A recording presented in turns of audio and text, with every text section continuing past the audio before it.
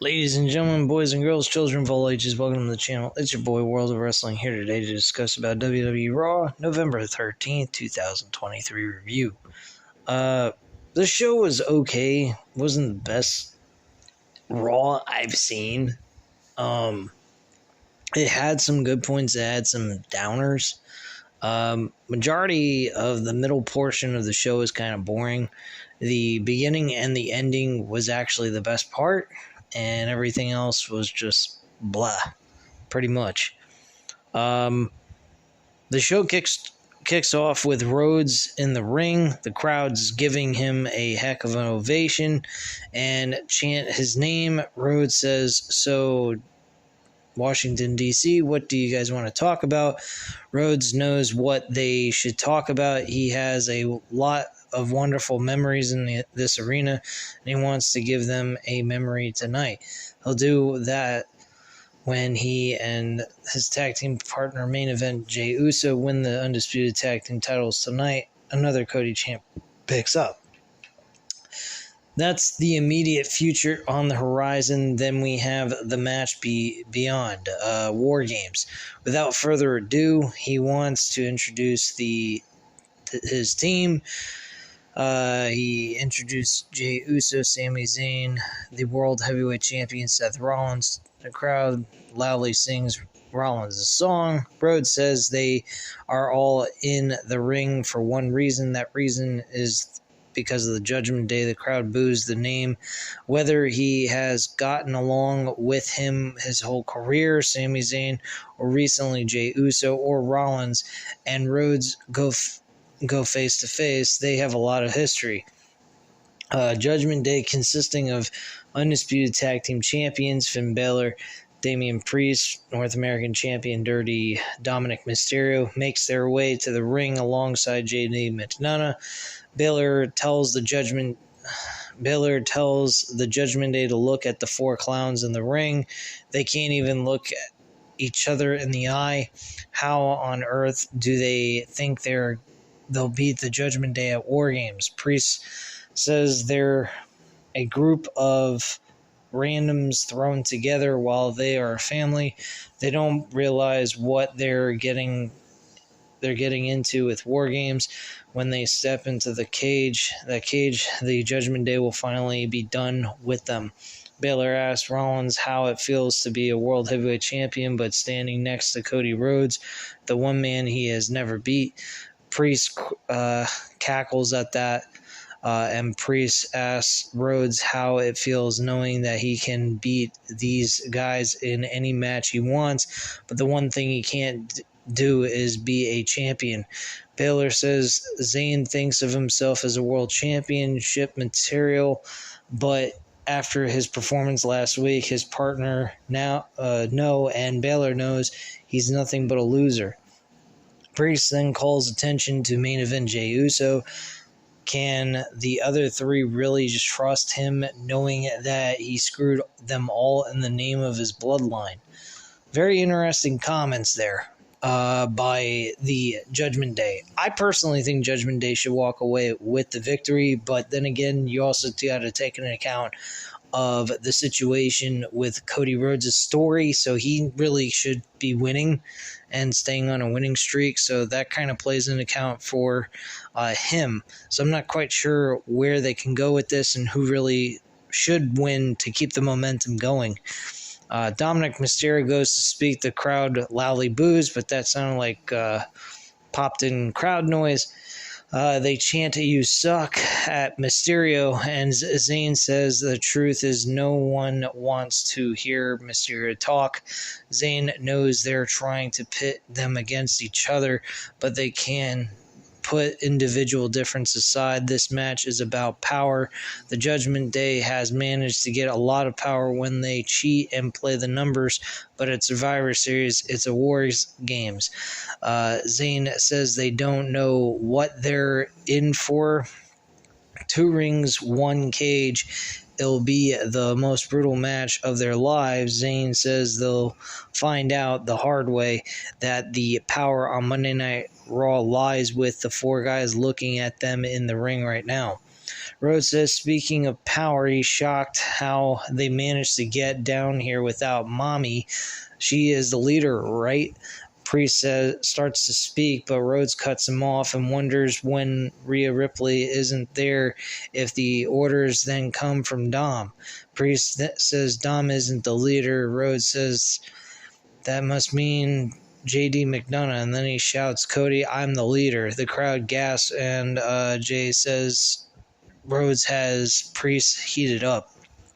Rollins tells them all to shut up. Rollins is here to fight for them. 4 of them have a fight tonight, but 4 of them don't. Rollins and Zayn are dressed up to fight. Rollins challenges JD McDonough and Dominic Mysterio to a fight. Priest accepts, which causes Baylor, Mysterio, and McDonough to look in shock at Priest. Rollins wants Raw GM Adam Pearce to make it official. We come back, and then the tag team match is official. This match is actually pretty decent. I mean, it's all right. The ending, there was no ending. It was a disqualification. Sami Zayn and Seth Rollins win. This is all to set up to have everyone banned from ringside by Adam Pearce, so that we just have a 2-on-2 tag team match for the tag team titles between Baylor and Priest against Cody and Jey Uso. So everybody's banned from ringside and was told to also leave the building. The only person that did not leave was Rhea Ripley, which we see at the end. Drew McIntyre turns on Seth Rollins and the rest of his team and hits Jey Uso with a major shot to the head with a Claymore kick. And he ends up making Jey Uso and Cody Rhodes' team lose. So that's pretty much what takes place there in the main event, which was not shocking. I even informed people that right out of the gate when this whole match was announced that this was going to be 5-on-5 and Drew McIntyre was going to be the 5th man added to the group, and he was going to join Judgment Day based on what happened at Crown Jewel. From there, we are going to see Randy Orton appear at Survivor Series. I think he's going to be the mystery man in the as the last guy of the team, and we're going to be introduced to him at Survivor Series. It will not be revealed on the Go Home show of Monday Night Raw. At least that's what I hope, because I really think they should leave that up for debate and questioning for us audience to tune in for the pay-per-view and whatnot. Of course, we're going to anyway, but just to see who the mysterious man's going to be, because people are saying that maybe it might be CM Punk. I highly doubt it, though. But Randy Orton is the person I would go with for this spot. So that's that. Return back from the break. Rhea Ripley still in the ring, chastising GM Adam Pearce. Ripley says this is complete crap. Monday Night Raw needs the Judgment Day. Pearce can't just ban them from this arena. Pearce asks if she doesn't like it. Ripley says she doesn't. Pearce says, frankly, my dear, I don't give a damn. She doesn't run Monday Night Raw, nor does the Judgment Day. Pearce runs Monday Night Raw. She may not like it, but she better not show her pretty little face during that main event, because she is Zoe Stark's music hits, and Stark will face Ripley for the World Championship at Survivor Series. I apologize. My girlfriend is actually trying to sleep, and she happens to snore sometimes, so I apologize. But anyway, Ripley knows what Stark is doing out here. Pearce tries to stop this, but Ripley says she wants to hear what Stark has to say. Stark gets in the ring. Stark says she's inside Ripley's head. Ripley is spread too thin, worrying about too many things. There's War Games, the tag team titles, Lil Dom Dom, and now her title. Stark went through all of those women last week. Ripley isn't going to overlook her. Ripley says she isn't overlooking her. Pretty much gives her a lot of compliments, tells her that she's not wearing thin and that she can handle all the pressure that's being placed upon her because she's bloody Ripley. Now that Stark has said her piece, she can get out of the ring while she handles Judgment Day business. Stark says she nearly took the title at Crown Jewel, but she will become champion at Survivor Series. Stark throws the microphone down and walks off. Ripley goes to attack her, but Stark pulls the top rope down to get her out of the ring. Stark goes for a dive, but Ripley backs off, and Stark shouts at Ripley from the ring. Now, this was a complete fail based on the crowd's reaction. The crowd was not into this. They hardly were reacting to mostly anything on the show. I mean, everything on the show is a complete dead silence in Washington, D.C., except for the main event and when Cody Rhodes was doing his thing with with his team in Judgment Day. Other than that, this entire show really was kind of a very laid-back, not a whole lot of reacting from the crowd, and just a complete and utter waste of everybody's time.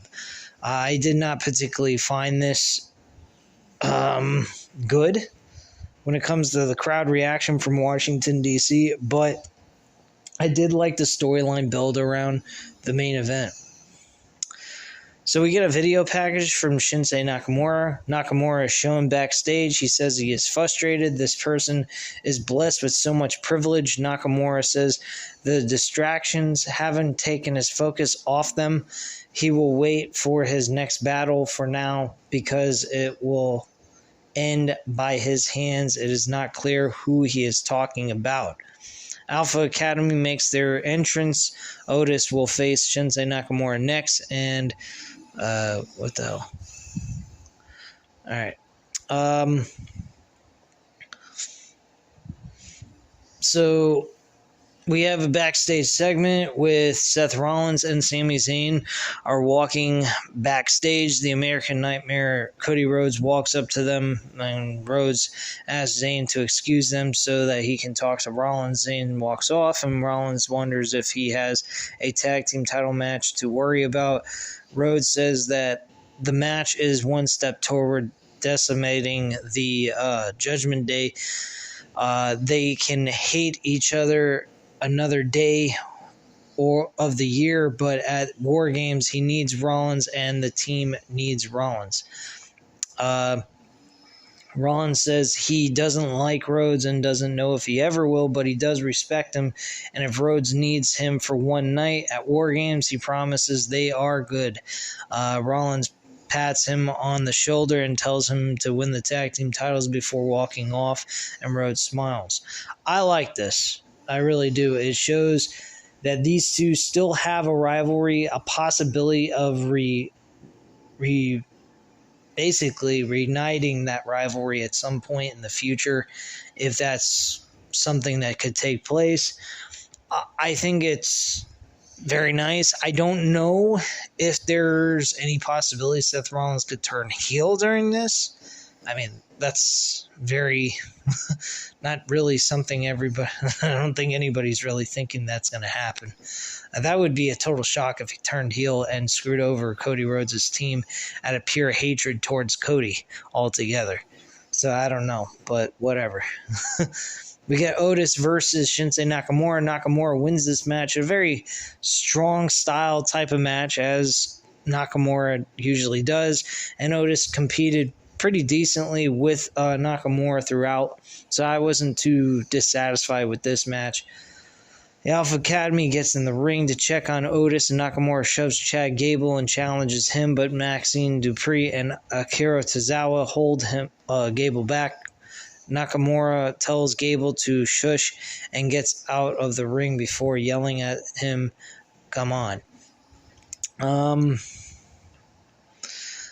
Our backstage segment, World Heavyweight Champion Seth Rollins is walking backstage when he sees Drew McIntyre. Drew McIntyre says that when Rollins told him that when he lost that crown jewel, he'd have no one to blame but himself. Rollins was right. Rollins was also right when he said it might be the best thing that ever happened to him. There is something he's been waiting to give Rollins since last Saturday. McIntyre extends his hand and Rollins shakes it. McIntyre says Rollins represents the title well and he'll work his way back to the top to get another title shot. Rollins says he knows McIntyre will, and he walks off. As he's walking off, you can see from the camera angle that you see Drew McIntyre kind of making a smile, and I swear if I didn't know any better, I thought he was going to attack him, but he didn't pull the trigger there yet, which I think creatively that was a very smart move on WWE's part, because I thought maybe based on the way that looked, he was going to turn right then and there. But they did not pull the trigger. They waited until the end of the show, which was the perfect timing to do so, and it made a lot more sense to do it then than so soon before the main event was to take place, because then it wouldn't have left anybody by surprise. WWE Women's Tag Team Champions Piper Niven and Chelsea Green make their way to the ring, and we get Piper Niven and Tegan Nox one-on-one. This match had no fucking crowd reaction. They give a video package to Tegan Nox, and nothing important happened here. Tegan Nox ends up winning the match, but nothing spectacular comes from it. So I'm not really impressed. We get a replay of the Fatal 4-Way match for the number one contenders for the IC Championship. Jackie Redmond is backstage with The Miz with pressure mounting for him to become a 9-time champion. How is he preparing? The Miz says he's got a bus. It took him a long time, but he got it. He wants this match to restore respect for the title and his legacy. The Miz isn't happy that Gunther has been calling him names and imitates Gunther as if he was Arnold Schwarzenegger, which is very true. He sounded like he was Arnold Schwarzenegger. I do not understand why he was trying to sound like Arnold. Ivar walks up alongside Valhalla and says Miz is a joke, and Miz cannot look past him and will not be making it to Survivor Series. Big Bronson Reed then walks up and says they are both lucky to be standing here. The only person who is luckier is Gunther because he managed to escape him. Ivar says Reed had his chance and didn't win the title. Reed warns Ivar to watch out or he'll send him back to his gods as a failure. Reed tells Valhalla to make sure Ivar smartens up. Tommaso Ciampa makes his entrance alongside Johnny Gargano as they face the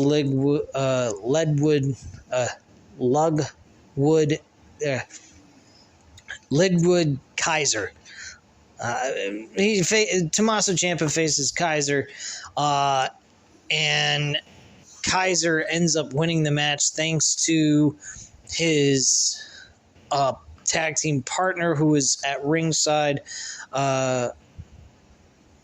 Giovanni Vinci, going ahead and doing a drive-by kick out of nowhere on Johnny Gargano, distracting Tommaso Ciampa in the middle of the match. He was actually told to leave the arena, leave the ringside area because he was interfering in the middle of the match, and he came back and did a drive-by kick on Johnny Gargano, and Tommaso Ciampa lost the match by distraction, and that was that. Not too impressed with that. Later on, Gunther was very disappointed in Kaiser and was more impressed with Giovanni. So a little confused by all of that. Judgment Day is backstage in their locker room. The women's world champion Rhea Ripley says they need to focus on the tag team title match before suggesting they asked their fearless leader. Damian Priest says he got a little upset and said what he said. Ripley says it would be good for War Games if Priest was in charge. Ripley then mentions that Priest could be sitting in the trainer's room if it weren't for JD McDonough. They think it's time to make McDonough a full member of the Judgment Day, and Priest says he's okay with it and will handle it himself. He later on in the show gives him a vest of the Judgment Day, making him official member of the team. Xia Li versus Indy Hartwell. Complete and utter fucking failure of a match. Nobody cared. The whole entire match sucked dick. Nobody gave a shit. So there you go there. Hold on one second.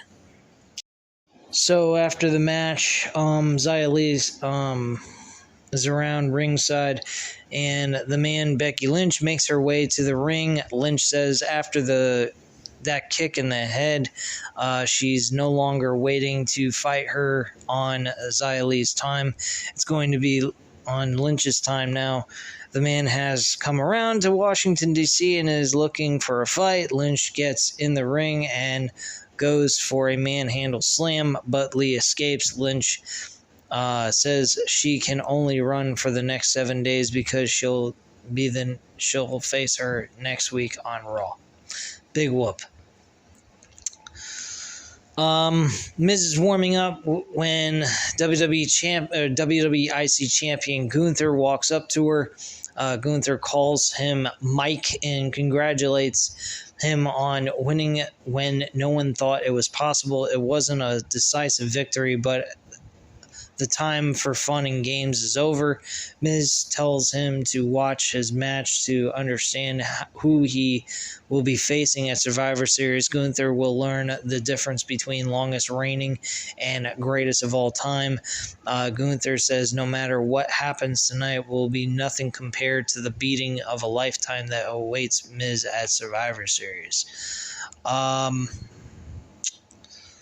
So, yeah, I'm going to kind of skip past some other things.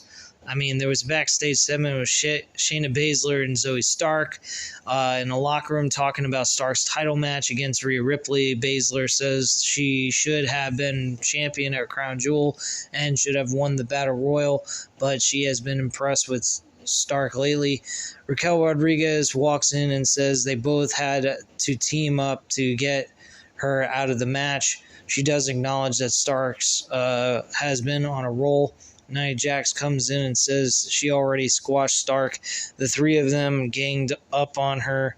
Rodriguez wonders if Jax is so tough, then why isn't she champion? Rodriguez isn't afraid of her and will beat her the next time they meet in the ring. Big deal. Ivar and The Miz, nothing spectacular here. The Miz actually wins the match. Barely even paid attention to this fucking match. Ivar is irate and stares at The Miz. Ivar turns into an avalanche from Reed, and Reed rips his shirt off and goes to the top rope. Reed connects with a tsunami on Ivar, and Reed celebrates his destruction on Ivar. So we got Ivar and Bronson Reed. Wow. Okay, so backstage segment, we get JD McDonough's walking backstage with Damian Priest. He gets the acceptance by Priest that he's part of Judgment Day. Yay, whoopee. So, from there, I don't know.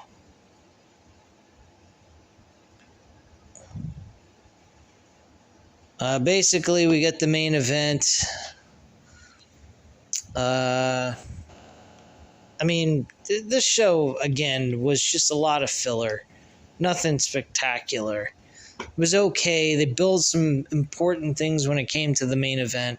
But other than that, the rest of the show was just bleh, whatever.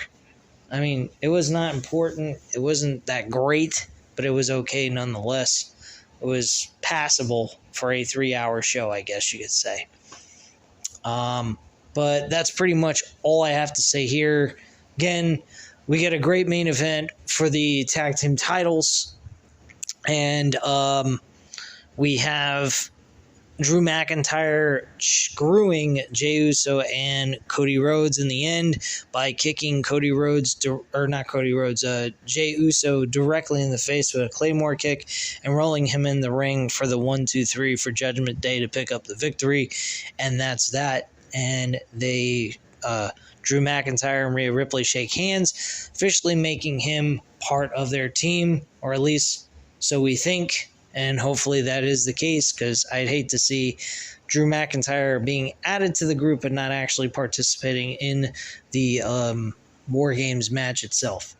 So anyway, guys, that is all I have to say at this time. If you enjoyed the review, by all means, go ahead and hit the like button. I greatly appreciate it. Hit the subscribe button if you're not already subscribed to the channel. Leave a comment down below. I'll definitely get back to you on that. Thank you guys very much for watching, and I'll speak to you again tomorrow for AEW Dynamite. Bye.